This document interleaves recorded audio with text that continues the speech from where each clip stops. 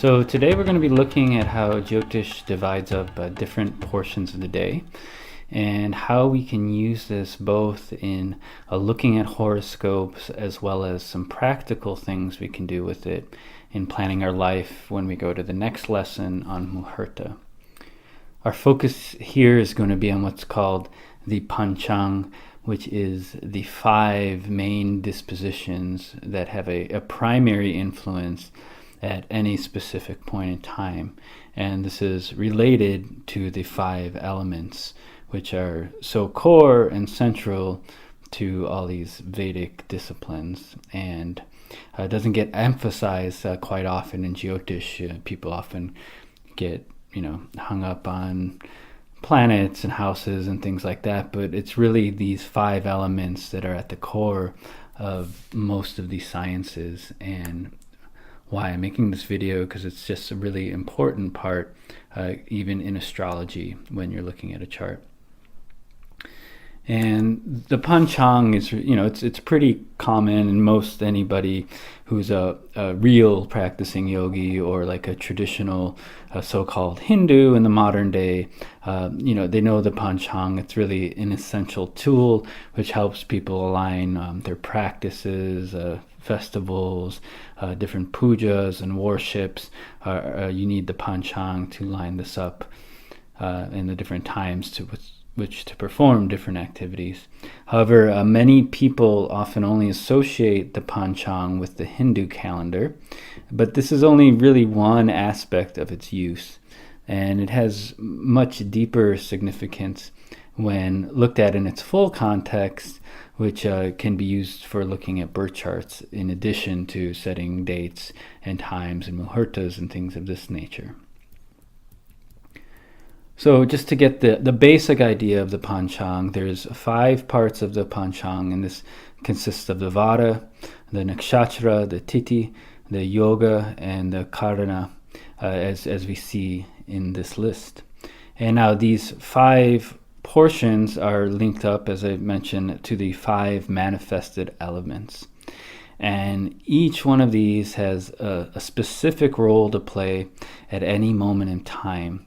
And these elements link to our senses, and it's really through that we experience the world. And so this is part of that deeper connection with how we're experiencing things and how it's manifesting at any point in time. And essentially all these limbs are calculated in various ways using the moon and the sun calculation. And so the moon and the sun are really the prime sources of light in our world, and light is often associated with knowledge, and so they're given a prime importance here. Also the fact that the moon is the mind and the sun is considered the soul. These are kind of our main paradigms that are guiding us in our life. So it's these sources that are used to calculate these different Panchanga limbs. Essentially here you see that the Vara is the day, and this is based solely on the sun and the placement of the sun, which is also a prime significator when you look at charts for the overall health in the chart, but it also adds more depth when we consider the Vara ruler and who rules that day as well.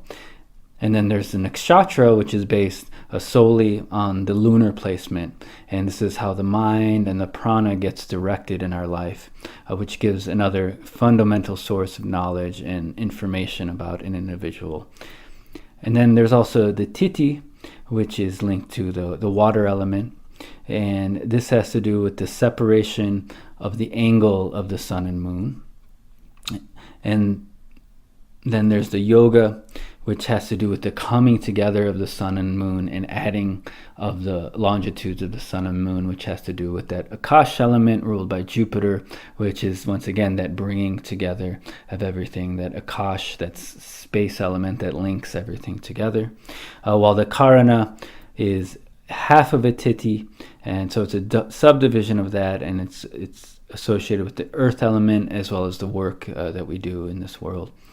Now, in this lecture, we're going to be focusing heavily on the use of the Vara, Nakshatra, and we'll be also introducing the other limbs of the Panchang. And we'll use all of this as well further in the next lecture, which is going to be focused on muhurta and just trying to select more appropriate times for various activities based on these Panchang limbs. Once again, the Panchang, it was traditionally used in Vedic astrology as a really key and central component of reading a horoscope, as it gives an understanding of the basic components of a person's chart before looking at more specifics. So due to this, the Panchang was always listed on a person's horoscope as it provided an entry point, an entryway into the chart. However, this practice is often lost or not taken into account as much by many Neo-Vedic astrologers. And as a result, it can steer many readings in the wrong direction if the Panchang is not considered when looking at a birth chart. So essentially, you can see that the Panchang is the very ground of the birth chart. It's based on these elements, these tattvas, these basic principles, while the Rashi chart is really built on that ground, much like a house, and the divisional charts provide a magnifying glass for the various areas of life that you want to see more details in.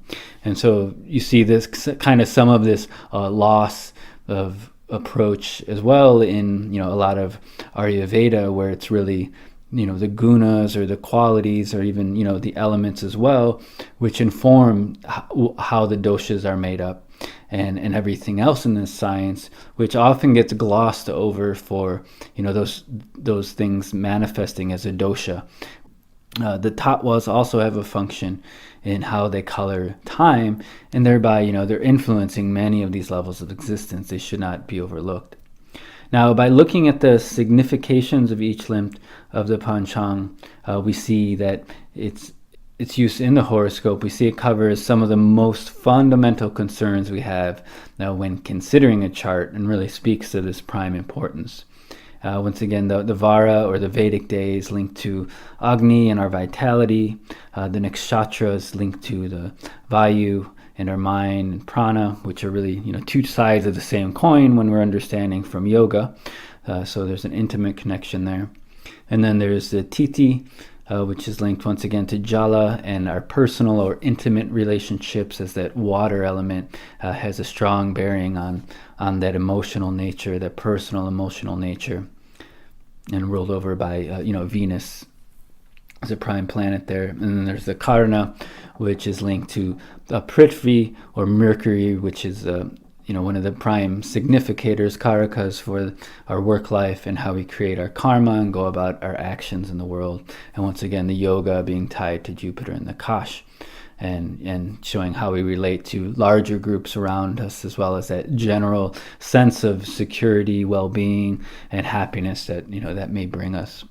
So these components are really essential to see in their workings, and they can give us some really, really good information at a quick basic glance of the chart. And once again, this is often going to give you insights that may not come through any other means, though at the same time they must be factored into analysis of other parts of the chart as well. And things such as a strong sun, a moon, or lagna can really override or tilt the chart in a different balance. But this is still that basic grounding point of the chart. Now, the Panchang is also heavily used in muhurta, as I've mentioned, and this is the selection of auspicious timings. So while our birth chart, it will not change, selecting good times to do various activities can really help mitigate and avoid negative influences, which are going to ensure and help as best as possible create more proper outcomes to all of our endeavors. And this is as long as they are in line with the birth chart. So the birth chart must always be taken into account with taking any muhurta. So for example, just because you picked a good muhurta, to write a book or maybe start a new career, it doesn't mean that it's best suited to you, to your path in this life, or what you need to learn, your karma in this life. So even if you picked a good muhurta, if that was not within your karma, then that's not going to help mitigate much if that's not what you were supposed to be doing, and that flies kind of in the face of some of these idea that, you can create and invent your life to do whatever you want in the world, which is true on some accounts, but astrology time and time again shows that there are certain patterns that are in place that can ensure direction in a more proper perspective. And we do have certain lessons we have to take into account and learn within this life, some of which are unavoidable. However, Muhurta is one of the most useful tools, once again, to enhance our lives without some more, expensive remedial measures and so forth. It's also a very practical tool for anybody to learn with timings. And even for those who don't want to read birth charts and get into making predictions and all these other things, it's really important to learn the Panchang and also using and understanding muhurtas for something simple to use in our daily lives. And once again, we'll look into that more in the next section on muhurta, but just an important thing to touch on here as an overview of the Panchang.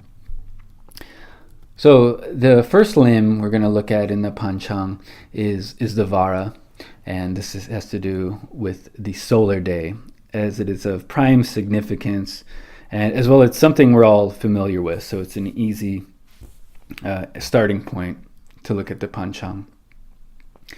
Now, each day of the week is lined up with a planet, as you can see here. And some of these names still hold very much in our day and age, such as Saturn and Saturday, Sun and Sunday, Monday and the Moon. Though other modern names have been influenced by other sources, such as the Greeks and